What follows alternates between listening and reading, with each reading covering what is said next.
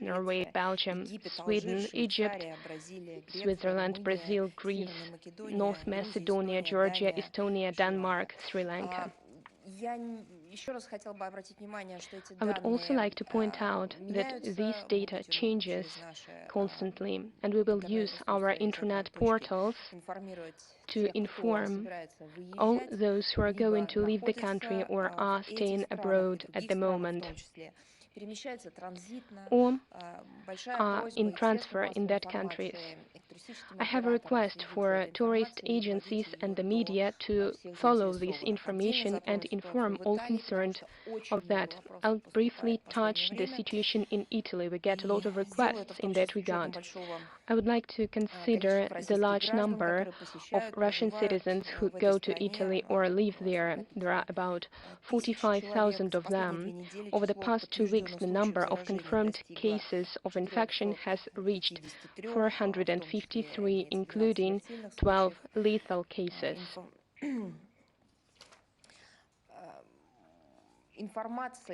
No information about the number of Russian citizens that are infected in Russia exists. In the disease-ridden areas of Lombardy and Veneto, the authorities have introduced a quarantine regime that covers over 50,000 people. It includes a temporary entry-exit ban.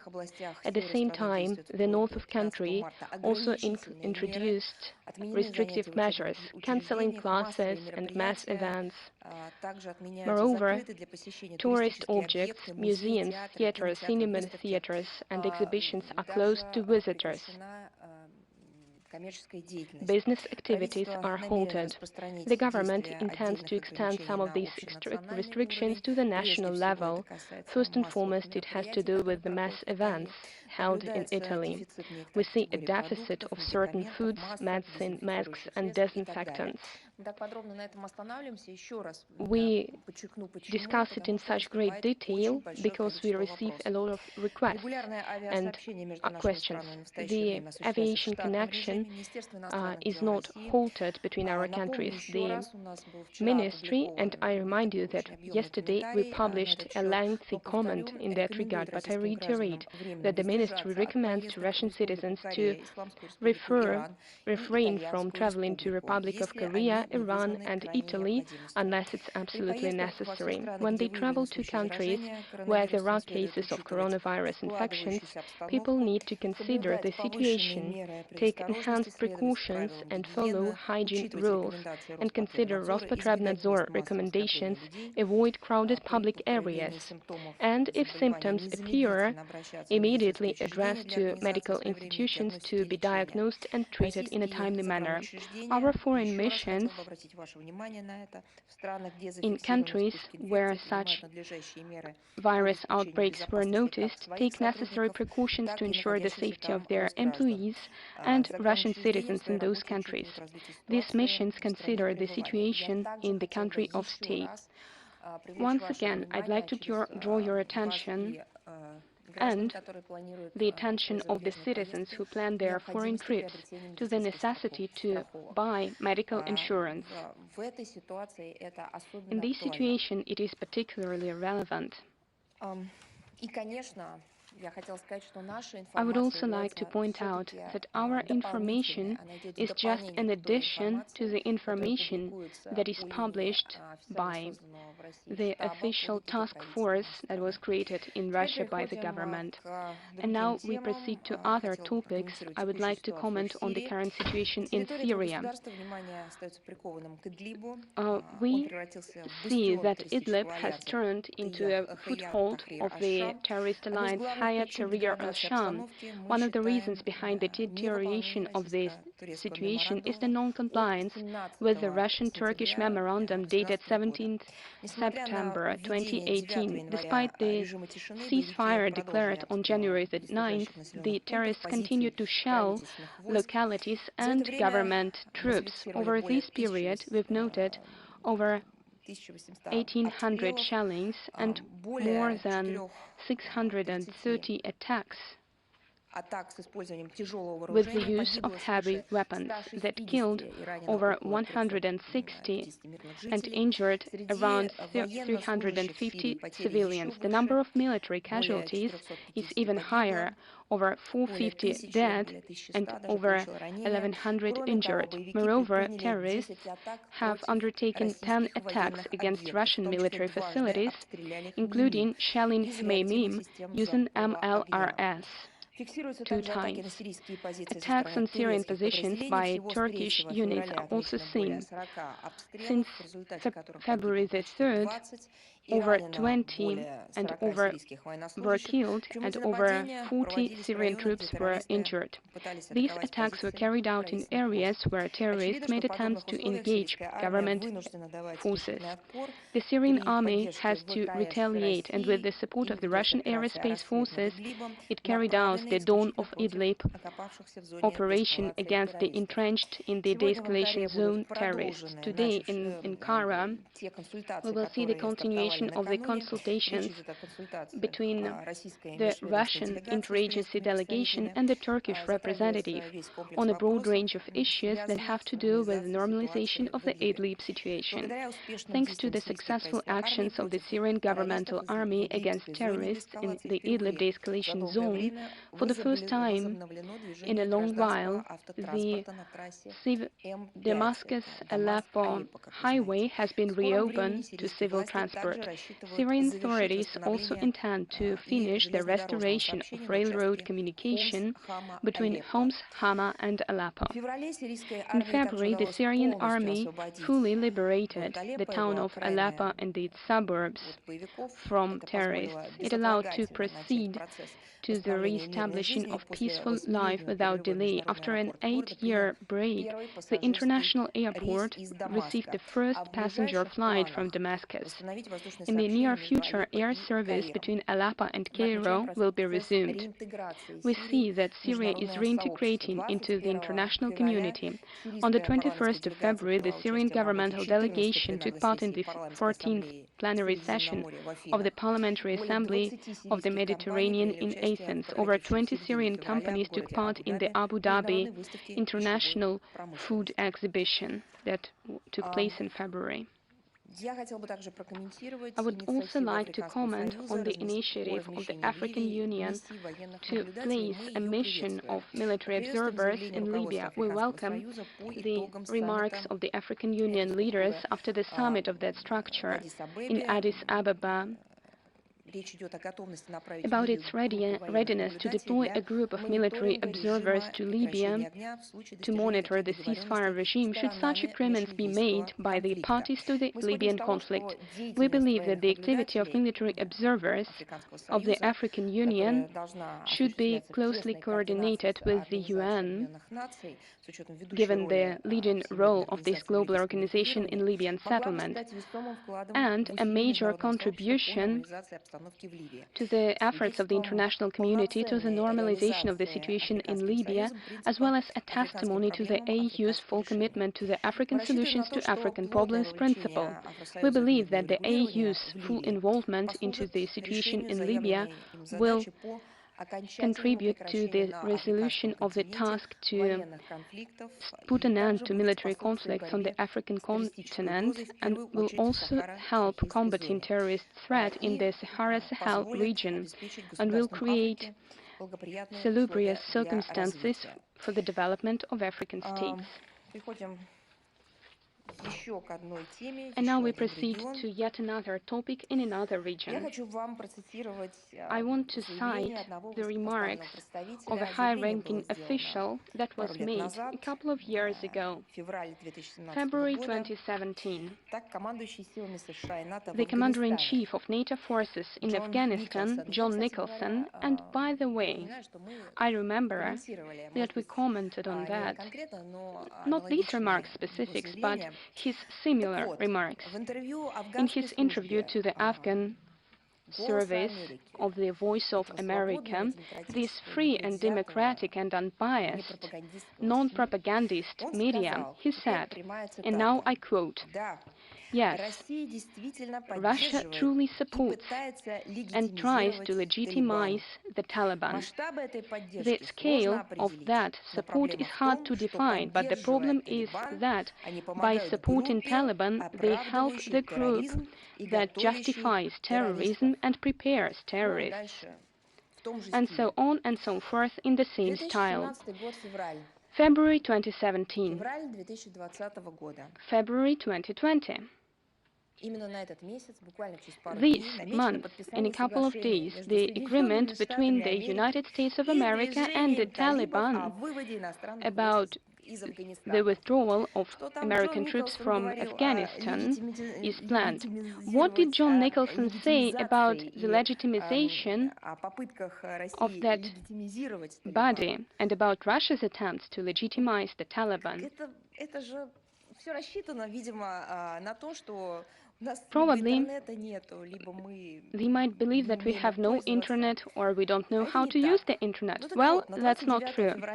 On the 29th of February, an agreement between Russia and the Taliban will sign an agreement. Russia has spoken on many occasions about the lack of alternative for political settlement of the conflict in Afghanistan and its support to the above-mentioned negotiations that would pave way to a direct and inclusive inter-Afghan peace dialogue.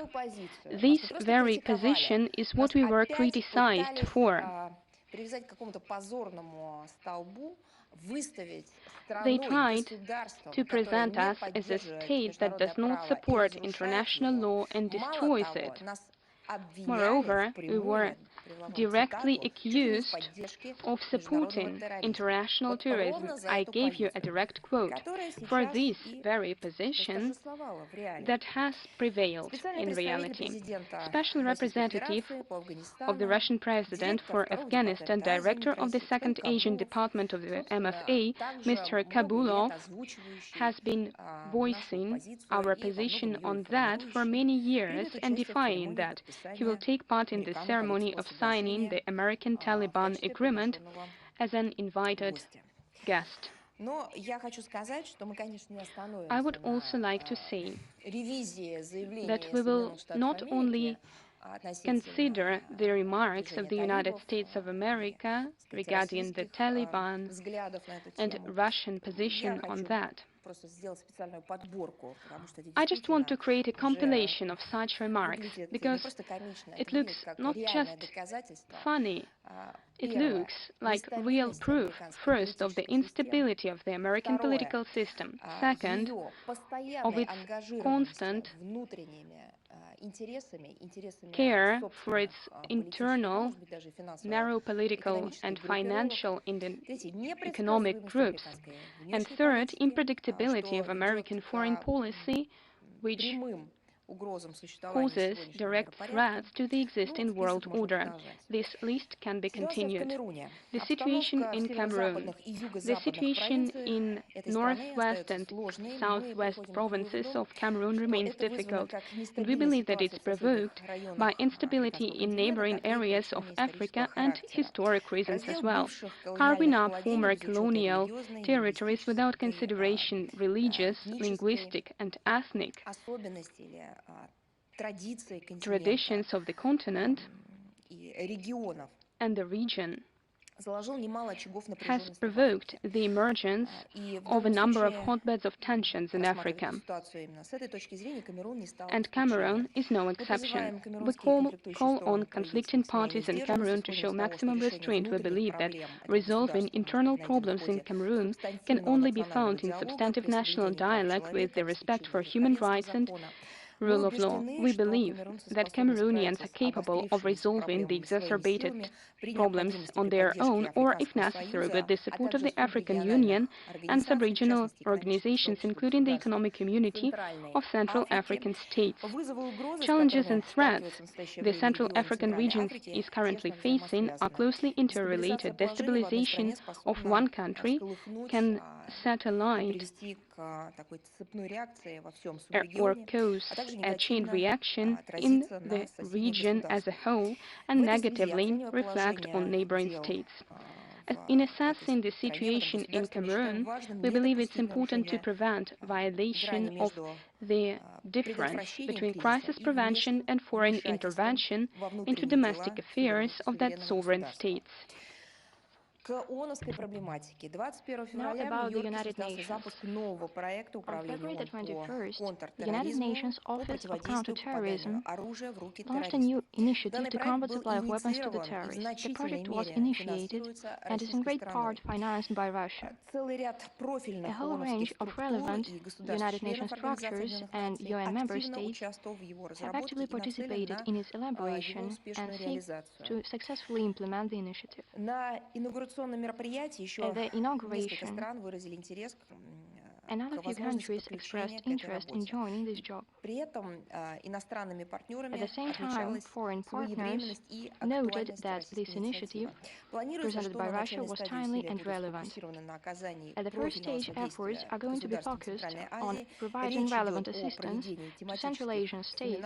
We are talking about thematic seminars, professional trainings for representatives of state authorities involved in fighting illicit trafficking of arms and combating terrorism. It is important that SCO experts are going to participate in those events.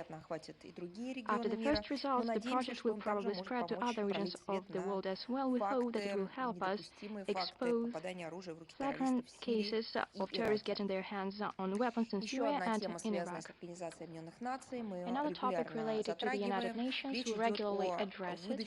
We are talking about visas to Russian representatives in order to enter the United States to participate in the events held by different bodies and structures of the United Nations. We can characterize the situation as the denial of visas to Russian representatives. The latest meeting of the Committee of the UN on Relations with the host country, held on February the 25th, showed that no headway had been made. I will remind you, last autumn, 18 representatives of Russia have not received visas for the 74th session of the UNGA. As of today, none of those 18 visas have been issued. The same thing happened to other Russian delegates who were to participate in the UN events this year. Visas are not being issued to Russian representatives that are to become employees of Russian missions, Russian citizens who have been selected to work in the UN Secretariat. Visas are not extended for Russian diplomats working in the Russian mission. The practice of denying visas is practiced and not only against Russia but against other states as well. Washington this way seemingly tries to filter delegates and experts to participate in the UN meetings, which greatly hinders the work of governmental delegations. This is a flagrant violation of international commitments assumed by the United States as a country which hosts the United Nations. This position is reflected in the UNGA Resolution 17/195 from December 2019 on the report made by the Committee on Relations with the host state.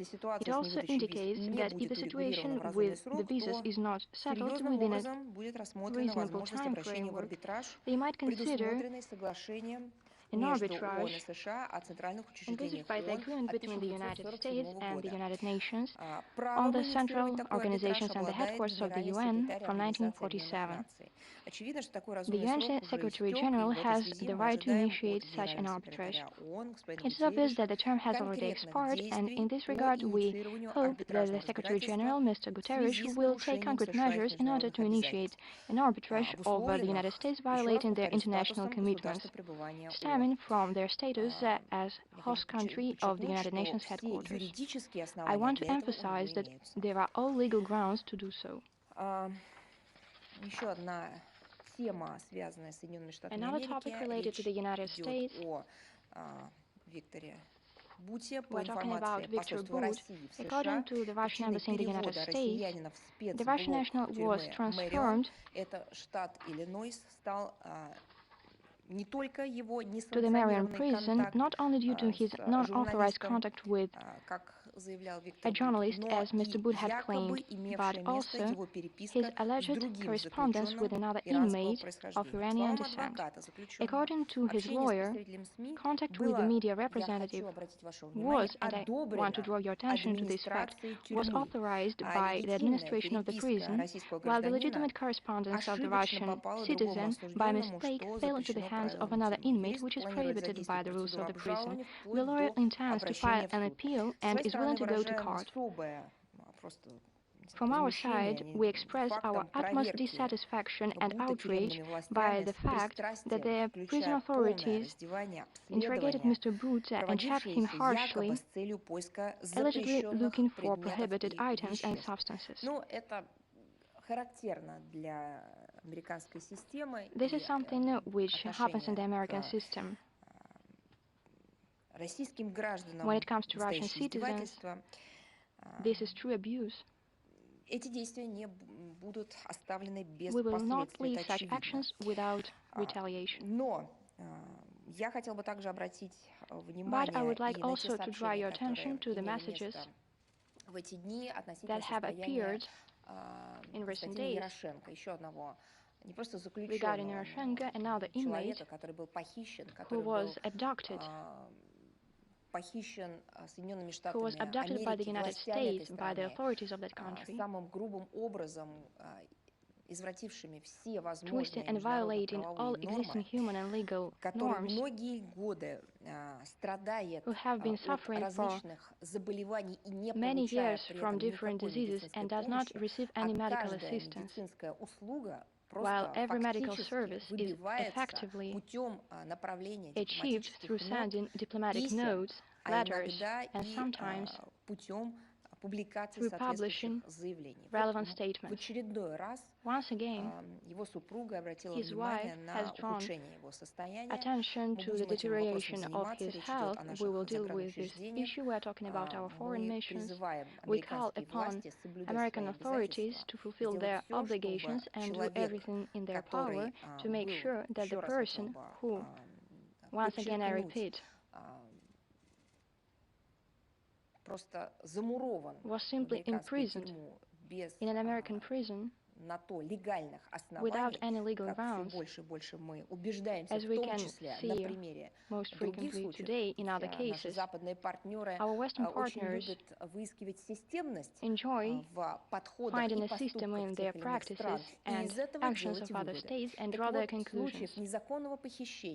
Cases of abductions, illawful arrests, abuses from the United States are enough to truly, using the same methodology elaborated by the United States, to prove that their actions are not legitimate. And another topic, another question, also related to this field,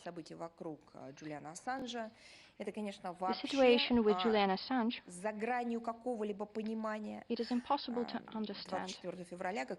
On February the 24th, as you know, hearings started in London on the case of his extradition to the United States. We all understand what this extradition will lead to should it be implemented. There are enough cases to draw our conclusions.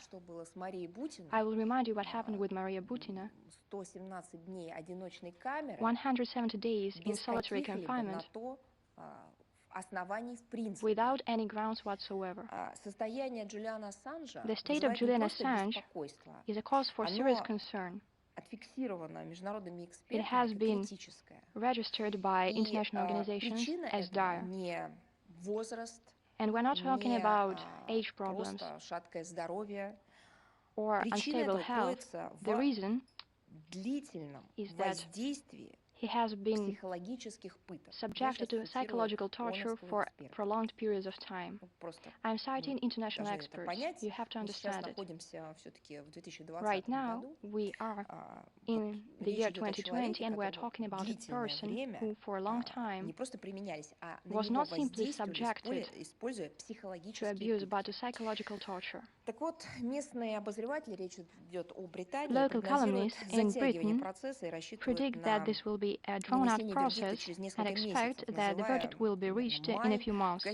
They believe that the court is likely to announce their decision in May. So, a journalist who has effectively spent over 7 years imprisoned continues to face reprisals, which, should he be extradited, might culminate in a life sentence after 175 years in prison. The whole world qualified the Assange case as an attack against investigative journalism, an attack against the free and independent media.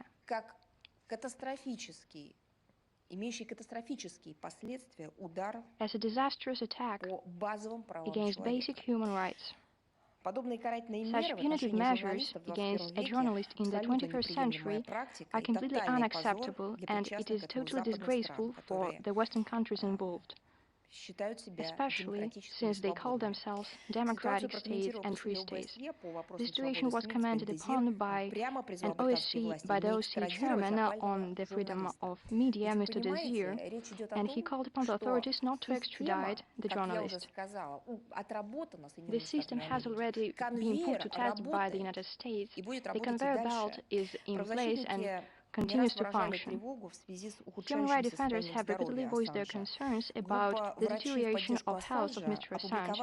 Doctors for Assange Group published on February the 17th an open letter demanding would an end to psychological violence and medical negligence against Mr. Assange. I keep thinking, maybe Biden should be involved. I believe this is high time. He has great experience. All his previous actions could be directed to get Assange out. Or, if it is impossible, then demand that the relevant countries, especially Britain and the United States, impose sanctions on themselves. It is astounding that everything that happens to Assange is a price a journalist must pay for diligently doing his job and his civic duty of keeping our society informed and sharing the information he had at his disposal. But we are even more astounded by the stance taken by the so-called independent media in Britain. Instead of a nationwide protest, all we see the British press do is come up with pointed, concise messages. The only exception is the Guardian newspaper, who openly states that the United States are behind the case. I repeat, I hope we'll remember how British media covered the mysterious case of Skripals, how states were accused, physical entities, conjectures were spread without being corroborated by facts. But this is another situation. In this case, everything is clear. We have a concrete person who is in a critical condition. Maybe in this case, British mass media should do everything in their power to prevent a crime from being committed. We call upon the international community and human rights defenders to make their stance abundantly clear and to take measures to ensure that justice prevails when it comes to Mr. Assange. I will once again emphasize, if it is not done, we might face a serious crime, even though we have already faced quite a number of crimes committed against Mr. Assange. But the situation can get worse. But we also have good news. On this day, 176 years ago, one of the oldest states of the Caribbean gained its independence. Many Russians know it very well. We are talking about the Dominican Republic. Remember, the history of this country is important because it has absorbed many traits and manifestations which have caused the whole region to come a long way from colonial dependency to its modern status of a truly sovereign and democratic state. On this road, generations of Dominicans weathered many ordeals, oppression from European capitals, attempts to restore foreign supremacy, aggression from the outside, including two American occupations half a century apart. Against the backdrop of these historic twists and turns, the Dominican people managed to create their own identity, which merits great respect. The fact that today this country, as a non-permanent UN Security Council member, pursues a staunch policy aimed at creating a fair and democratic world order, where voices from all countries without exception could be heard and equally respected, regardless of their political sway or economic capabilities, acquires a special symbolic meaning, since once Santo Domingo was created as the first permanent colony of the Europeans in the New World. Yes, those times are long gone, and today the Dominican capital is not a memorial of an obsolete colonial past, but an important political center of the whole Caribbean region, whose role is becoming more and more great in international affairs.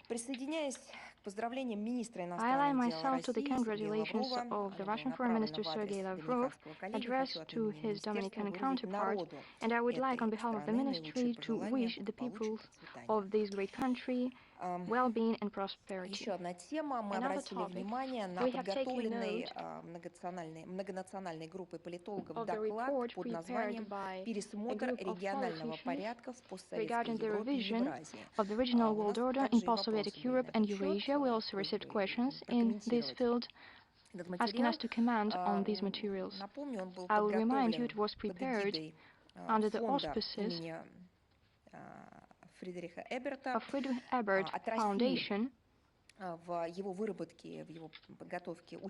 Russia was represented by MMO and MGMO experts, and it was presented in MMO on February the 27th,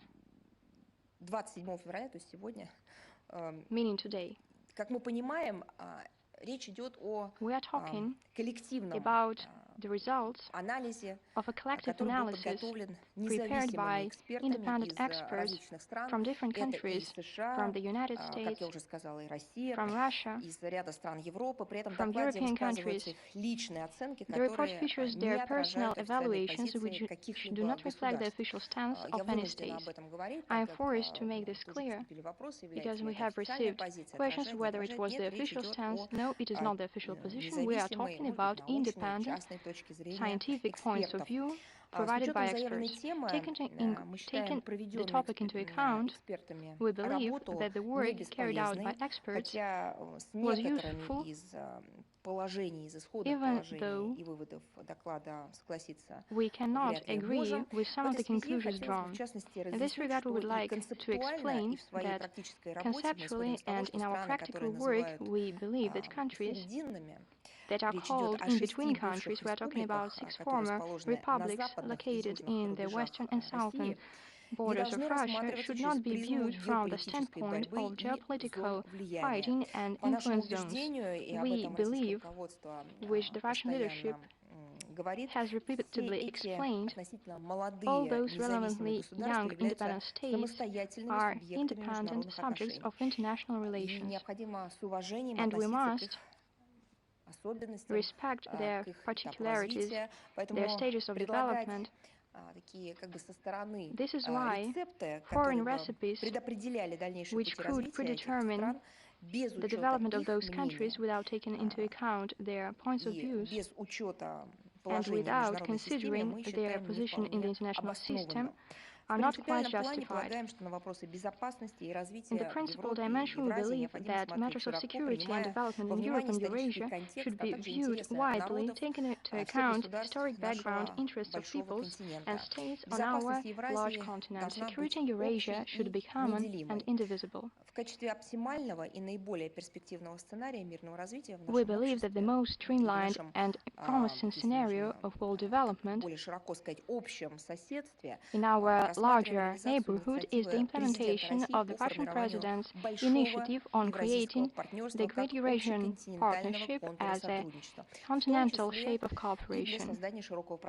Also to create a wide security space without division lines, which would be open for all countries. We've also got the questions with the regard of the statements of the willingness of the special attorney to start the investigation of crimes against Kosovo Albanians. We have already studied these questions, and this is about the special tribunal related to the crimes of the Kosovo army. So the statement says that he is ready to pass the hearings to his another colleague, and we believe that the charges that should be brought, this is a necessity, and this tribunal was created in order to punish the people who were extracting the organs, to engage in trafficking in organs, and the PASI report, and we also joined to that report on the fact that it is inadmissible to leave these crimes without legal actions, and these cases should be a focus of the international community. And the European Union is a guarantor of the tribunal's activities, and is also a guarantor of the real assessment of such cases by the European Union. And notwithstanding the posts that are taken by some people in Pristina, the investigation should be carried out and the verdicts should be appropriate. In the conclusion of my introductory remarks, I would like to say that today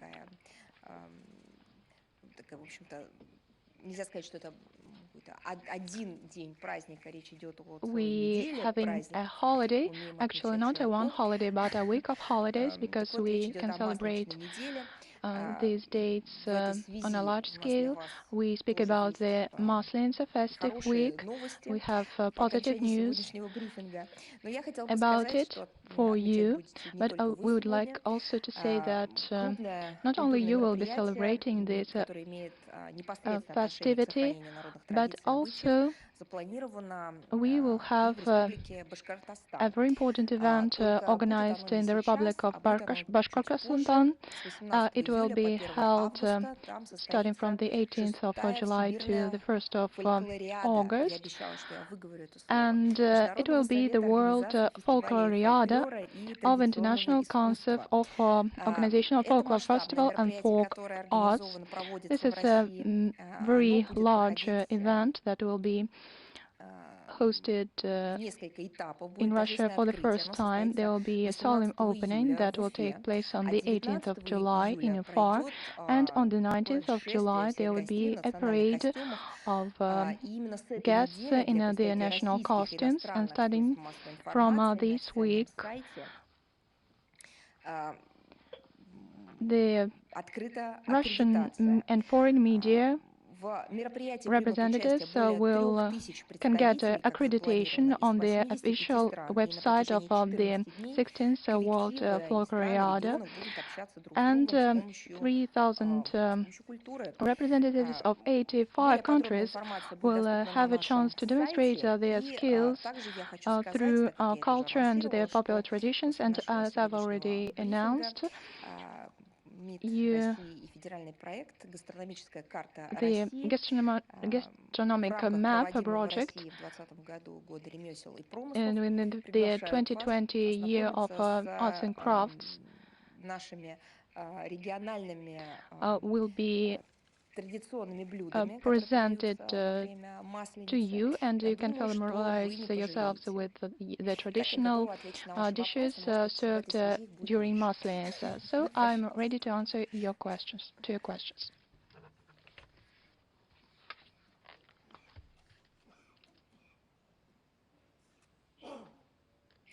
Вы знаете, вот опять, пока вы готовитесь, я хочу сказать, что был еще вопрос с прошлого брифинга. In the meantime, I can say that we've already had the question about the three C's initiative. I can say that this forum and this initiative was created in 2016, and our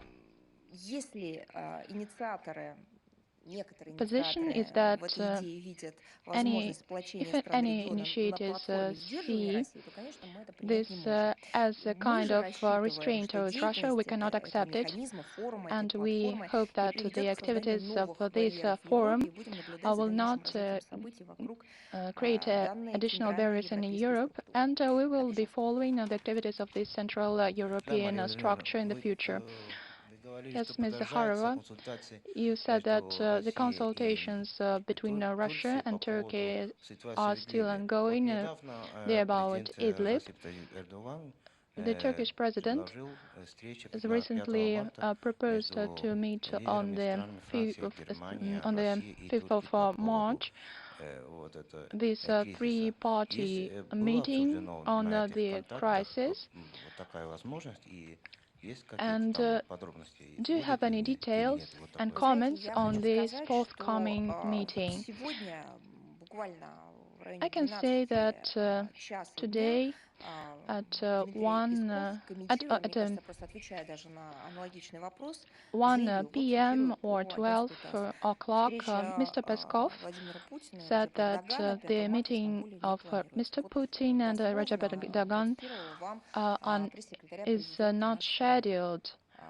So I can cite just the spokesperson of the president. As for the question asked by many correspondents, by many journalists, if the Idlib situation is related to the multi-site formats or to the formats that you already mentioned with the Turkish president. If we are speaking about bilateral issues, then they should be resolved on this bilateral format. And now the consultations will be held for several days that you already mentioned, and the involvement of some countries, we actually do not know why this involvement is important, because such countries, they haven't played any significant roles on the ground. So we think that such initiatives should be explained somehow. And what is the profit, what is real sense in this initiative? So we have bilateral formats, bilateral ways of solving issues that are in place. I'd like to remind you that the issues of the summit and the high-level talks are being commented by the representatives of the presidential administration and his spokesperson. Maria Vladimirovna, good afternoon. Telecenter, Irina Tsimbe. We thank you for answering to our question about 3Cs project. Could you comment on the State Department statement that accuses Russia's in misinforming the whole world about coronavirus? Why are they present right now? Why have they been voiced? We do not know why they made such statement and why they have been made right now. I cited the official representative of the United States, of the U.S. Command in Afghanistan, who was well aware of the situation on the ground and blamed Russia in legitimization of the Taliban movement, and it was an official interview. It was not distorted information, and there are many cases when this high-ranking official could be cited. And why are you asking me about this, about the systemic approach of the United States? Why is this question is addressed to me? And we know that there were some statements, several statements regarding this that just puzzled me. And the high-ranking U.S. officials say that they know that Russia did meddle in the election campaign in the U.S., but at the same time they say that Russia conducted cyber attacks against Georgia. So who is inventing this stuff? And who has a barometer of this approach? Whether Russia is meddling with one thing and is not meddling with the other, how could you exactly know that? And these facts, or this nonsense, better to say, should be commented by the embassy, by the US one. And I'm not joking. Do you have any other questions? Yes, please. I think we should have more events with the food served, so there are more questions. Yesterday, Tatiana Golikova said that any flights would be cancelled between Russia and the Republic of Korea. Would this ban be covered, will cover the Korean Air and other Korean airlines? This is not the question that should be addressed to us, and this should be addressed to the relevant relevant ministry, and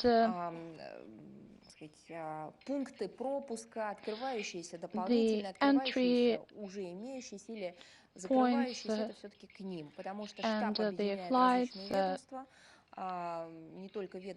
all these questions should be addressed to the relevant body, to the headquarters. Good afternoon, Ms. Zakharova. My name is Eva Hartog. I'm representing the Netherlands. And you know, there will be a hearing on the MH17 Boeing Downing. And so what is the hearing? It will be held in the Hague, within the framework of the Hague Tribunal, the Hague Court or Tribunal, the Hague Court.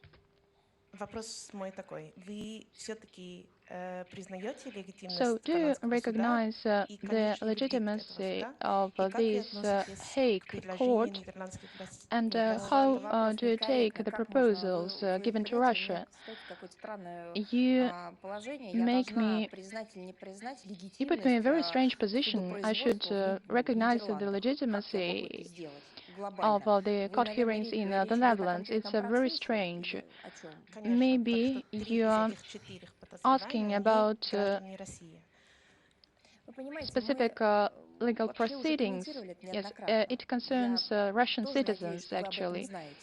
We've already commented on the topic, and I believe you know about this. So why are you asking me about this case, this topic once again? This is a very complex issue, and I should give you very extended comments.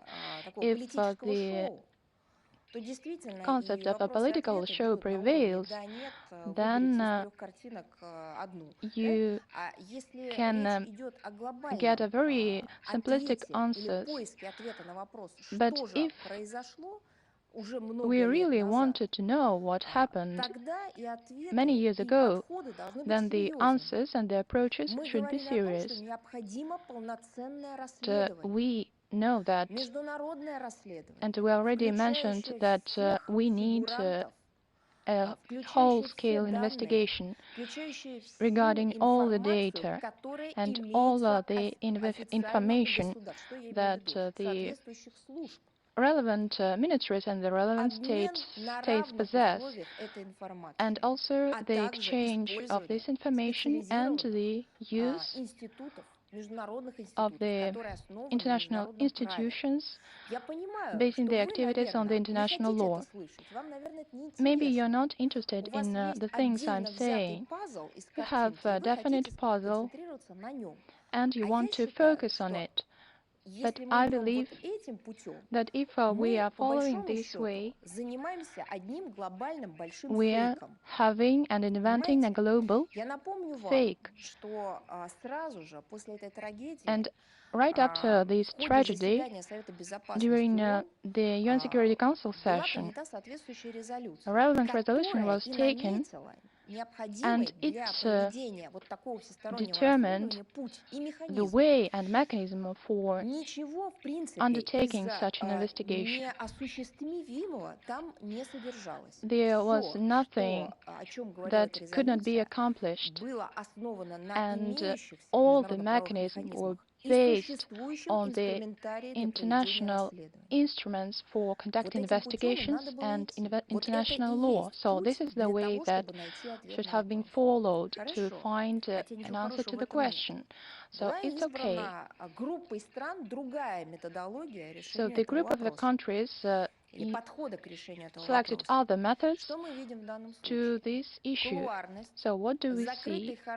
We see that the materials are not exchanged in an open way and a selective way to including these or those persons into the process. The information campaign and the reluctance to take into account the materials given to the states, this cannot be put aside because these are hard facts. Maybe you cannot agree with some things, but you cannot reject them. We have published many times the materials on our website in order to express our will and show openness to find the guilty and to do it in a genuine way. So anything that happens, no matter what facts are revealed, we see the same approach, this closeness, this selectivity, and behind-the-scenes approach. So if you're focused on some details of the problem, we will not go far. So this problem requires a wide view based on the international law. I know that today to say that we want a depoliticized process, it is almost non-efficient, and democratic institutions and organizations, they use the political tools to get some results, and it concerns the politics and the economy and so on. But we're speaking about the many people who died. This is not about the pipeline being passed from one country to another, and not about the economic benefits. We don't say that these are minor issues, but we say that the international community should be able to join in the 21st centuries and to find an answer to the question how these people were killed. Just let's stay with the exchange of data between the countries who were involved in the case, the countries that really could have such a data. Let's start from the very beginning. And I'm saying once again that I have nothing to do with the law or investigations. But as a citizen, however, I've seen a lot and I've read a lot in my life, and I just fail to give an answer to the question why the wreckage of a large part of the cabin are still not evacuated from the area. This is the second part of the issues that have to be resolved. It's not just unfair, it's absolutely crazy, because when cars crash, we collect wreckages in order to organize some calculations. But that's a plane, an airplane, and large parts of it are still disassembled. They are still in the area of the crash. They have not been evacuated by the investigative team. They have not become part of the materials of the investigation. It's not like they are on the bottom of the ocean or somewhere in the jungle in areas that are hard to access. You can simply come there and take this wreckage. Just these two questions are necessary to resolve before speaking about fairness or legitimacy. How can I answer your questions if we have not given an honest answer to the questions of the first block? It's about the data that might assist to investigation, and these two large blocks of questions, let me assure you, they will make a considerable impact on the course of the investigation.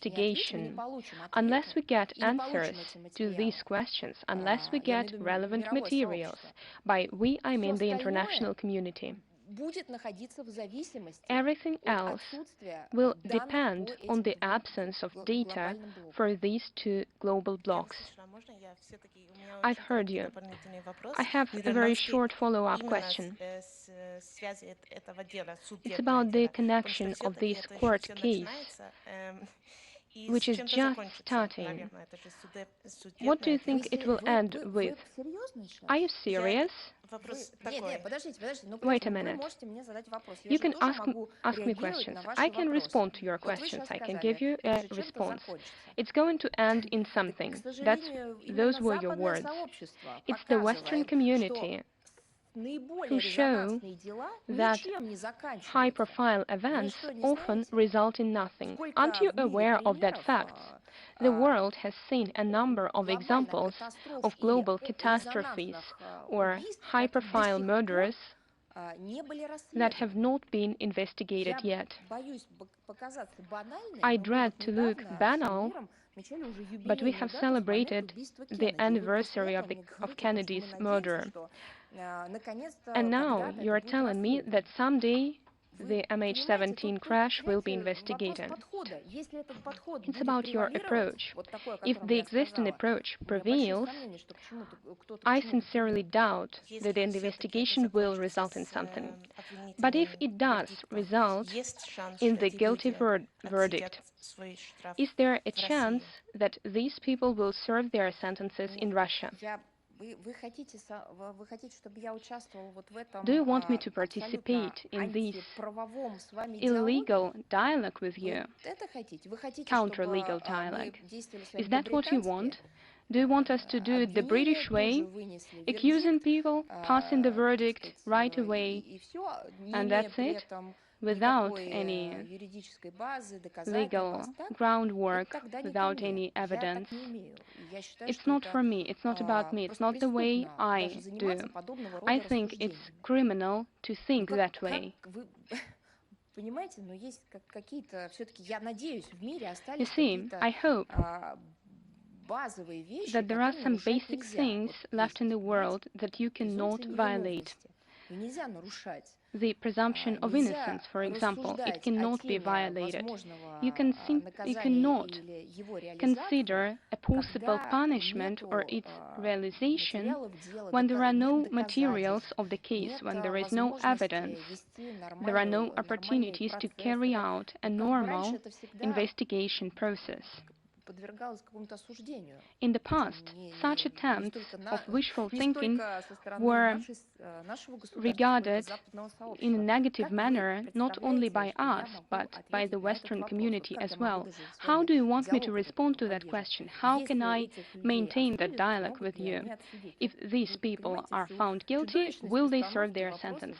This question is utterly terrible. What about other people? If they are found guilty, where will they serve their sentences? That's utterly crazy. Let us just start imagining what this affair might result in. How do you suppose to do it? We suggest, and we are open about it, and I'm ready to send you a number of materials we have published, because we've published a lot of them. I'm ready to provide you with materials we have not received response to. Let's start with that, not with your question about who will serve their sentences and who will not. The question is about the absence of an information situation. It's not about your desire to accuse someone, it's about what actually took place on the ground. Thank you. You are welcome. Any more questions? Здравствуйте. Российские новости. Russian news. Miroslav Valerovich. Вот Евро 2016. Если вспомнить, были беспорядки в I Марселе. remember that in 2017 the European Cup saw trouble in Marseille. 2 years later, 2 people were arrested on a plane and they are still in France. They have not received any formal accusations. They are simply in jail. Can you comment on that? Our foreign missions are charged with those affairs. I have seen relevant materials. We have received letters from friends and families of those peoples.